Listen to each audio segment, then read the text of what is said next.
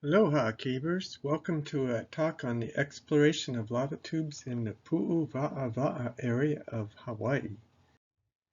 This area is located on the northeast-west side of the Big Island, as shown by the red box.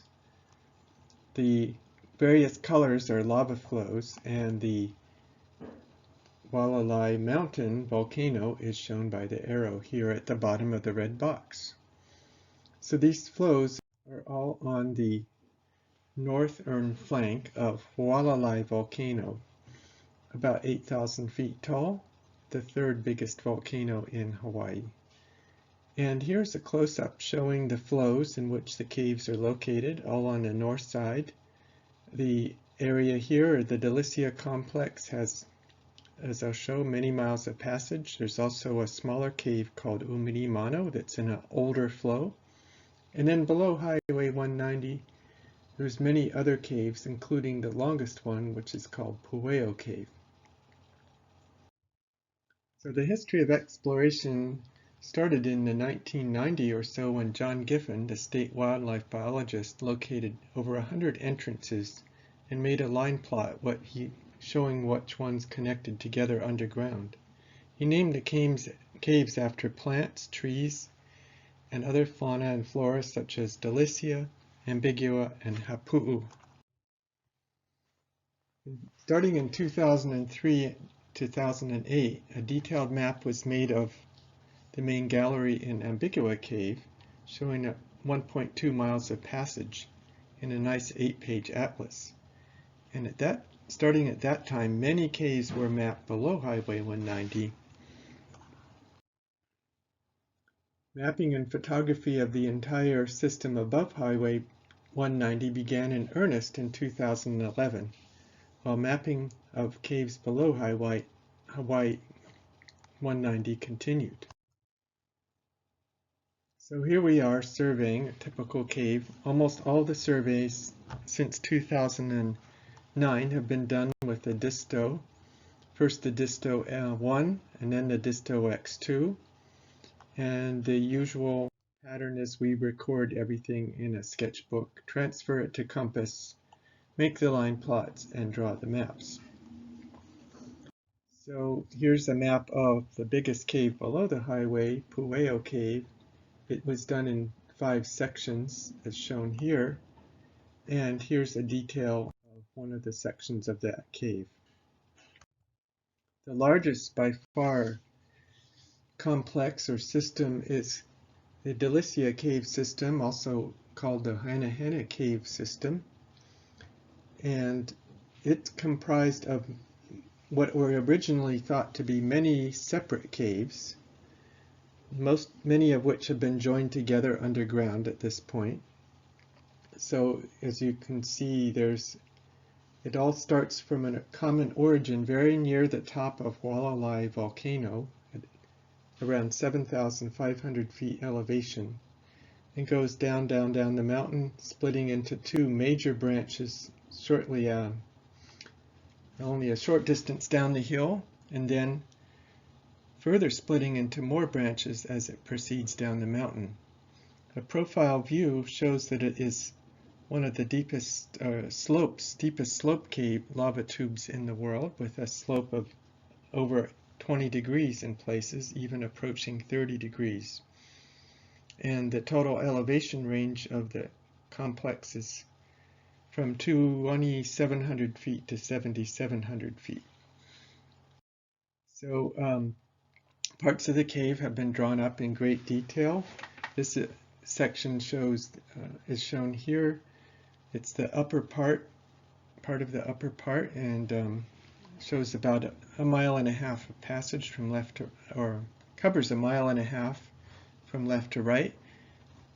But as you can see, the passages are very complex and braided, with many parallel passages, and what's hard to tell is that in many cases there's 2 or even sometimes 3 passages stacked one on top of each other.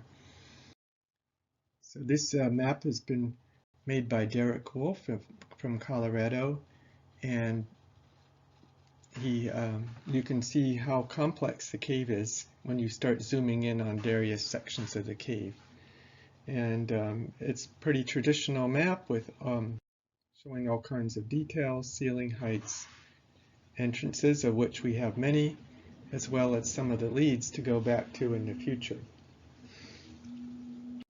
So the surveying in the Delicia complex above Highway 190 has proceeded since 2011 when I started working there. These are the number of trips that I've been on and the number of miles of passage that have been surveyed. And as you can see, we had a really good year in 2019 when we found the upper Shangri-La complex. And 2020 was very slow after March, but the first 2 months were really good. And then we've started surveying again late last year, and this year we've already had 31 trips and mapped 4 miles of passage. Above Highway 190, there's about 65 miles of passage, almost all of which is in the Delicia complex. Over 1,000 entrances. According to Bob Golden's definition, the longest contiguous section is about 28 miles long with a vertical extent of 3,600 feet. Below Highway 190, there are about 25 miles of passage mapped so far and 350 plus entrances. Hundreds of leads remain in the complex to be surveyed in the future. Interestingly, this is at least 20% of the total mapped lava tube passages in Hawaii as far as length goes, and at least 10% of all the cave passages mapped in the entire world, based on the NSS Long Deep Cave List. Landscape. Starting near the ocean, we have grassy, dry lands. As we go up the hill, we have more green pasture lands, alternating with areas of forest where the cattle have not roamed.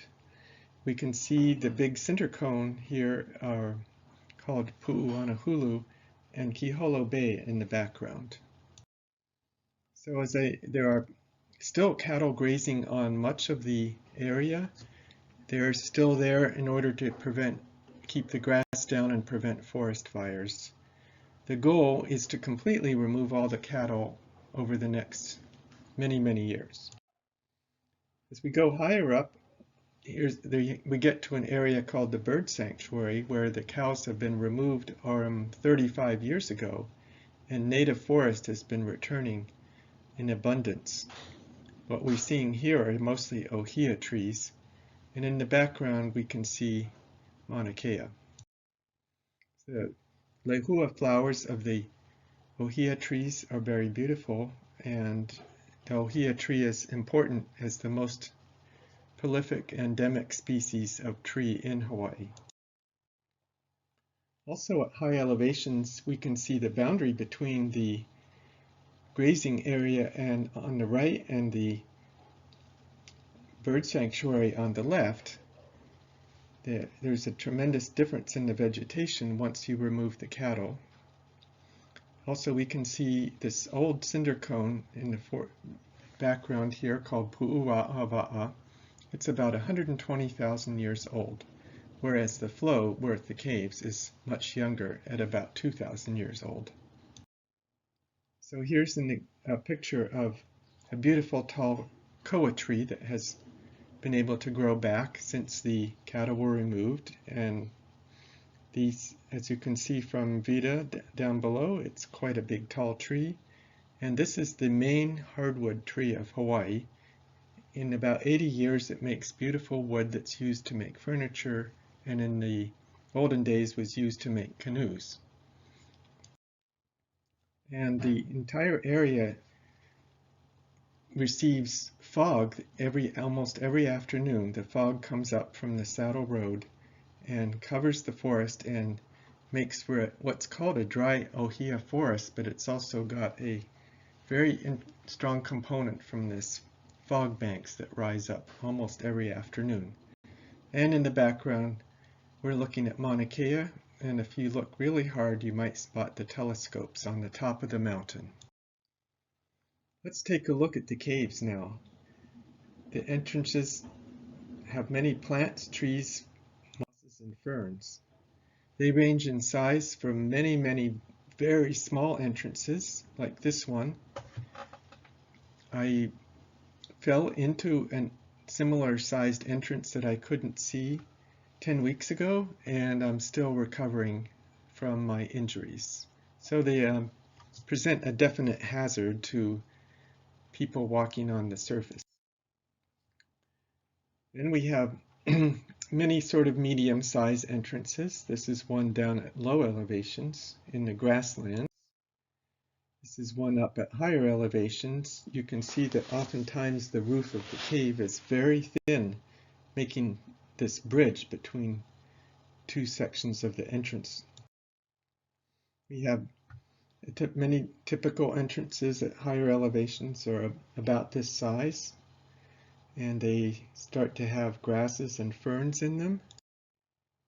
And here's many of them, luckily, are for us are located relatively close to ranching roads, providing access. Most of the time we don't have to hike more than 1 hour to get to an entrance that we want to go to.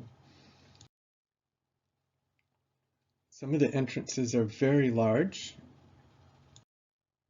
and some of them are not large but very deep, like this one here, in which tree roots have grown down. That entrance is only about 3 foot in diameter but 30 feet deep. So some of the entrances harbor endemic ferns that are not generally found anywhere else in the area on the surface because of the more moist conditions and less wind in the entrances. Also notice the mosses. There's a lot of tree roots and mosses that are found near the entrances. Here's an example of possibly quite a rare moss or fern that's growing on the walls. There's one that looks a lot like this that's actually on the federally endangered list. And prolific displays of ferns like the Ahupuaa and the Ma'u that are generally not found on the surface where the conditions are not as favorable. So in one of these entrances, actually one that looks like this, the Delicia tree was found. It was thought to be extinct in Hawaii, but John Giffen found one, and it's now being propagated all over the area. So what did the passages like? Well, unfortunately, to some extent, a lot of the passages are quite tight. It may be only 20%, but time-wise it takes well over half of your time to explore these tight constrictions. This is a fairly typical passage size in the lower parts of the cave systems. As you get a little bit higher in the system, you often get called hands and knees passages. Some of them are upper levels. In this case, there is an upper level, a lower level underneath this passage. You also have many hands and knees passages that are stooping size or even walking for a small caver. Unfortunately, about a third of the cave is floored not by smooth lava, but by very rough like lava that makes progress difficult. In this case, there's also many splatters on the ceiling, which we'll talk about later. Here's another example of a mixed flow where we have a rough flow covering a smoother pohoihoi flow in the passage in the cave. And here's another example when sometimes the younger flow can be colored by different colors of oxides, making for very pretty formations. And you can see this more recent flow is actually dribbled down into a hole in the floor and actually goes into a lower level below this passage.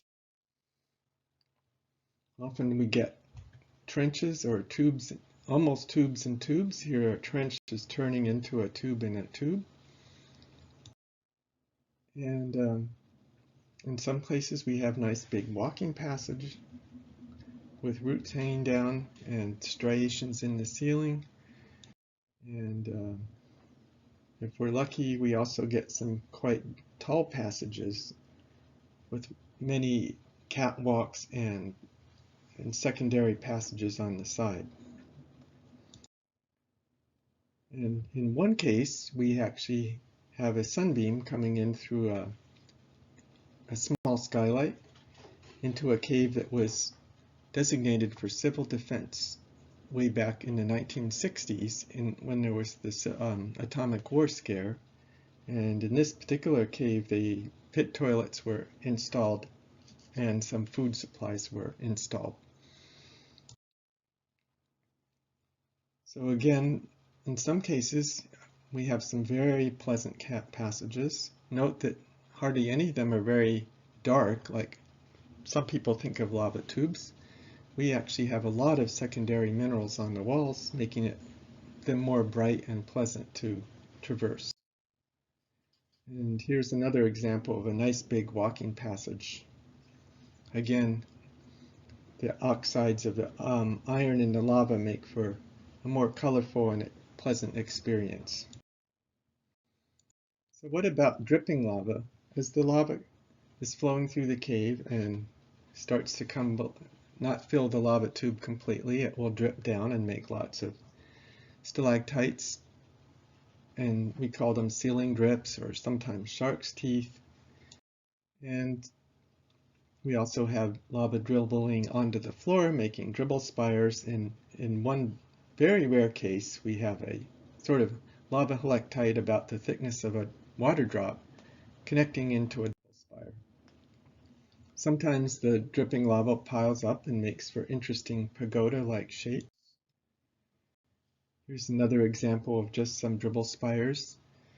These are not all that common in these caves compared to some other caves in Hawaii. Sometimes the lava flow makes an actual column that looks a lot like a flowstone column. And we do have lots of stalactites in certain areas, mostly the very steep areas where the lava splashes up. And sometimes we have stalactites that are very delicate. As you can see by the scale from the water drop, they're often covered with little coatings of white minerals. And we also have lava that has coated a tree cast. So this is actually where a tree fell and was burned, but was partially coated by the lava, and you can see the remnants of it.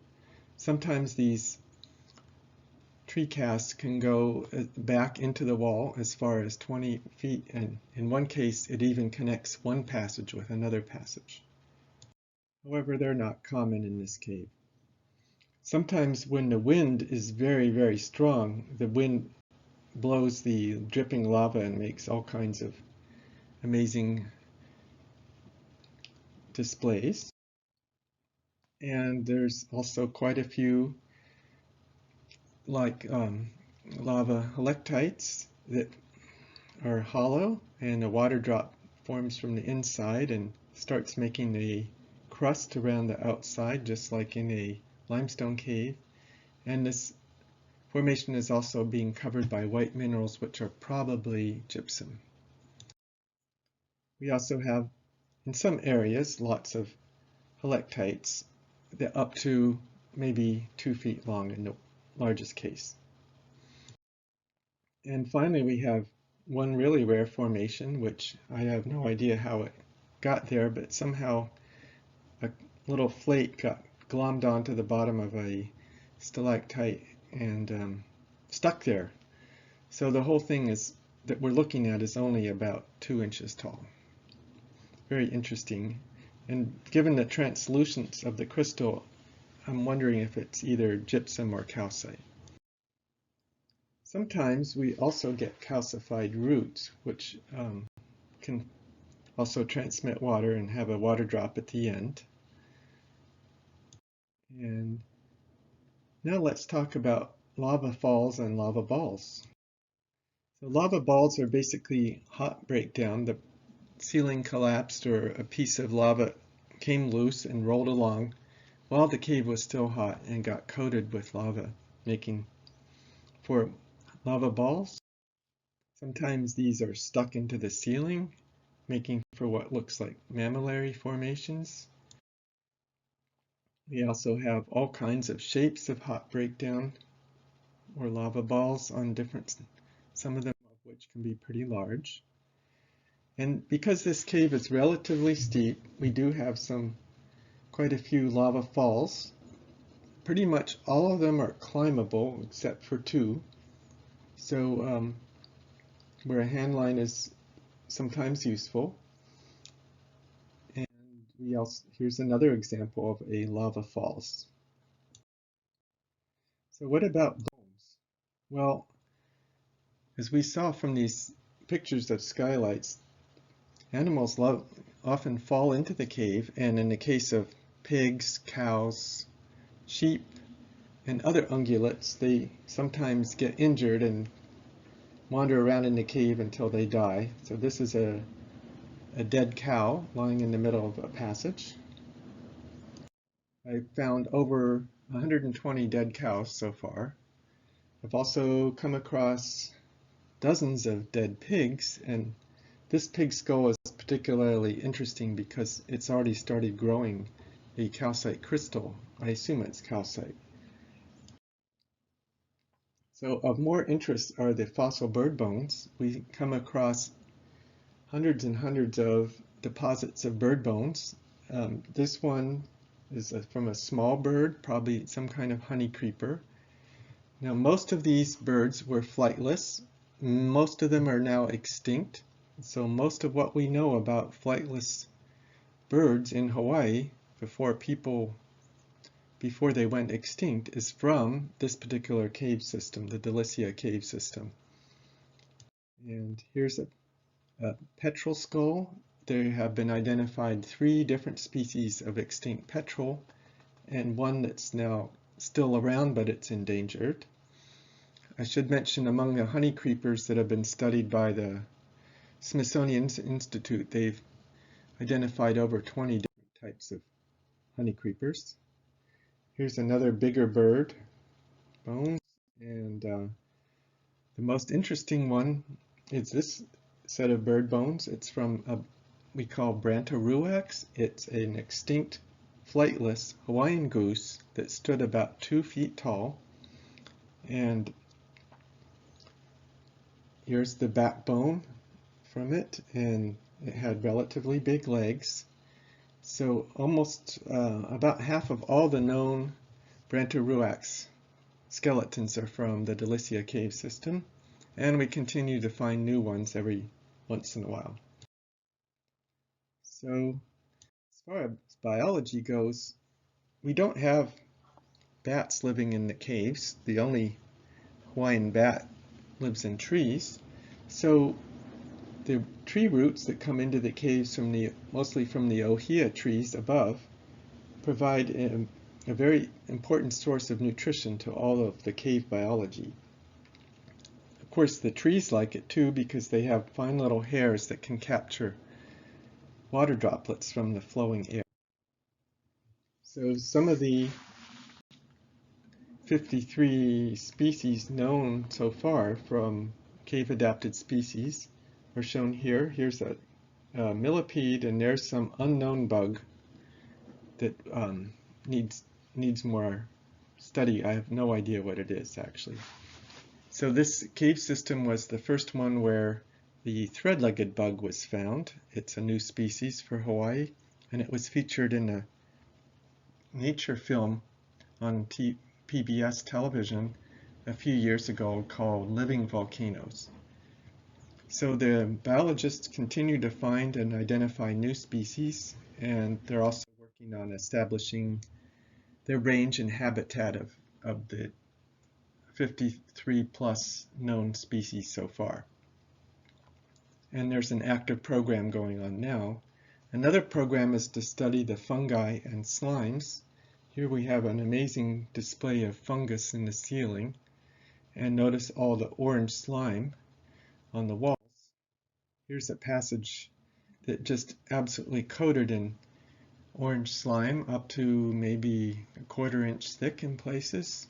So these are colonies of microbes which microbiologists find very interesting and are actively collecting and studying. Probably this is what life on Mars looks like, if there is life on Mars. So I talked a little bit earlier about splatters. The steep slopes of the lava tube system make the lava splash up, and on the steepest slopes it can make amazingly intricate patterns. This is about a 1 foot tall section of a wall that's just amazingly covered in all these splatter strands. And when they solidify, they can sometimes oxidize with different oxidations of iron to make different colors and all kinds of amazing patterns. Here's another example. And in some cases, the color differences can be really striking, as in this case of the blobs. Notice also that some of the formations are incredibly thin. This one is probably less than 1 millimeter thick in the middle of the picture. And they can make for really beautiful artistic patterns on the walls. And it's a real pleasure to discover these, because pretty much the only lava tubes in the world that have these prolific, colorful displays of splatters are on the north and western slopes of Hualalai volcano, as far as I know. So we're very lucky that in the last few years we found many new areas with intricate splatters, including this amazing wall. It's kind of like a Jackson Pollock painting if you look at it up close, like in this picture. And sometimes we get U-loops. You can have a water drop there for scale, so you can see that some of the bits of lava that are preserved in the caves are extremely fragile and delicate, again making for nice photogenic opportunities. And this is a picture of an area that we just found a few weeks ago, which looks like a whole bunch of ropey strands all glommed together. So that concludes my talk pretty much. Here are some of the most frequent team members.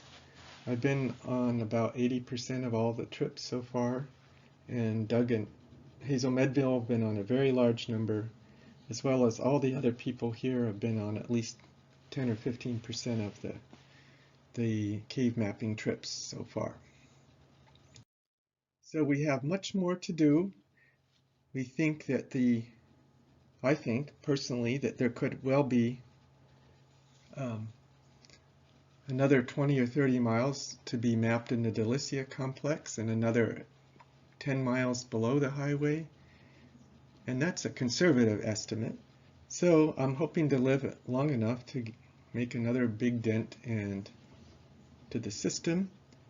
And I would be remiss if I didn't say mahalo or thank you to the Hawaii Department of Forest and Wildlife, as well as the Hawaii Experimental Tropical Forest, which is managed part of the federal government. These are the folks that give the permits and provide all the help needed to continue this project. Thank you so much for your attention.